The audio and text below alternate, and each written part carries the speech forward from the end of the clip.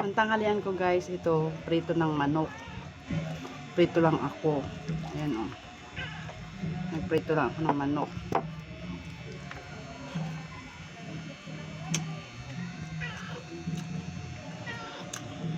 Promise ko nga kasi natapos lang gawa ko. Kaya nga lang, magdi-dinner.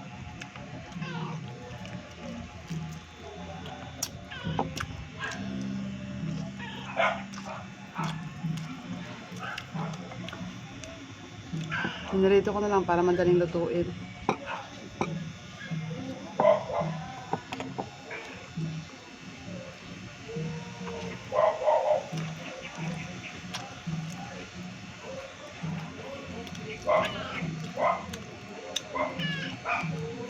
Hey, Sen.